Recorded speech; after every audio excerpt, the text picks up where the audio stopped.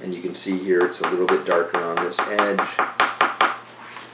Now I've got off to the side where you can't see it an easel with a big black and white photo of the lion that I'm working from. This was a piece of wallpaper that was open for whoever wanted it. So it's basically copyright-free artwork, or photograph basically that was copyright-free.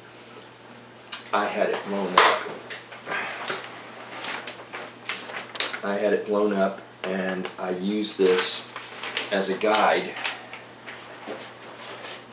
to be able to work with, so I can see the fur texture on the actual lion.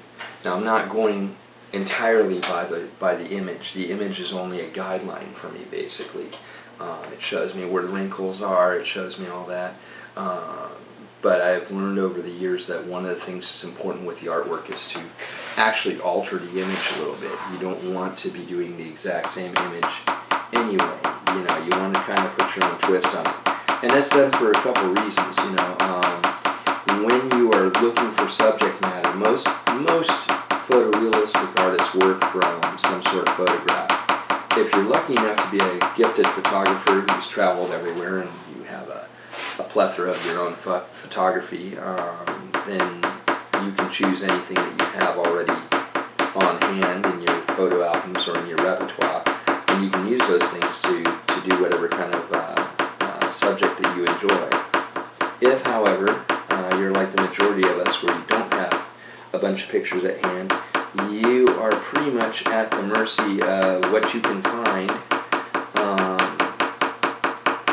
available, what kind of photographs are in publications or or online and all of this that you can use to create images. And it gets into a very tricky area of legality, where it comes into the first thing you want to do, obviously, is if you find a nice picture somewhere, you want to contact the photographer, ask him or her for their permission to reproduce the photo in artwork.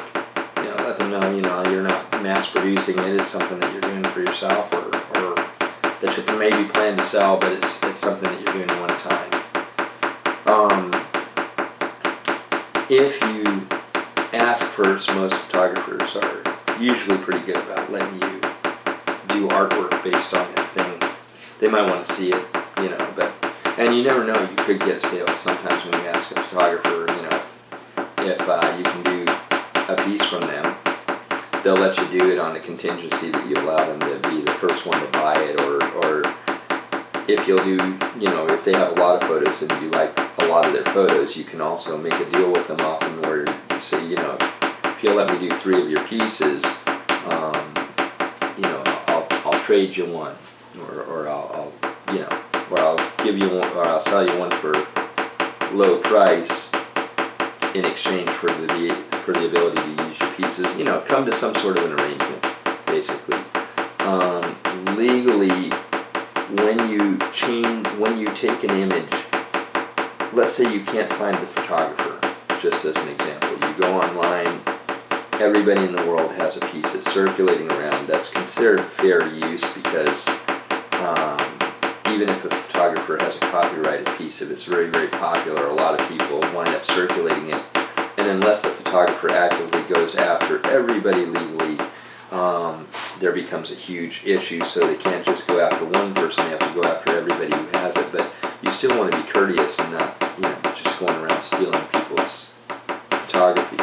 So what you can do is what's called the 10 to 15% rule, which is you can take any image that you have and you can do an alteration of it. 10 to 15% is all that's needed to be able to legally use artwork or use photography. If you're not retaining the same piece, it's like somebody trying to copyright the word "the."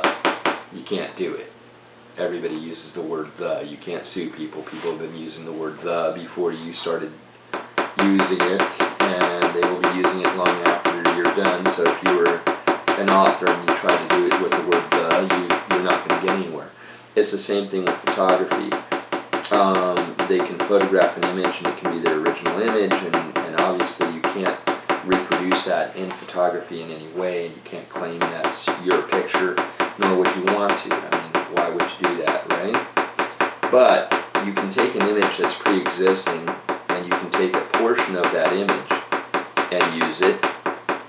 And if you alter that image by about 10 to 15% and you have changed media forms, such as you've gone into painting it instead of it being a photo reproduction, it becomes a painted reproduction or a sketch reproduction, or in this case a woodburn reproduction, you're perfectly legally safe to be able to go ahead and alter it by about 10 to 15% by including, for example, the acacia tree, which does not appear in the original wallpaper. If somebody were to get bent over the wallpaper and suddenly decide to rescind their offer of allowing it to be public domain, you would still be protected by the fact that you have a secondary image that has nothing to do with their image.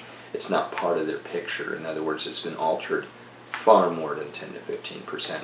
If you look at the Lions coat too, there's some of the models and dapples are a little different than what appears in the picture. And again, this is intentional. This is my way of altering it. It's not that I don't have legal authorization to use this. Obviously I do. It's wallpaper. It's open to everybody. It's the same thing as if you go out and you get what's called clip art. You can go online, or you can even get books, and they offer you copyright-free clip art that you can use for logos or for any purpose. Some of them are photographs, some of them are sketches, some of them are cartoons, different things like that. In taking this and doing this piece with a slight alteration, it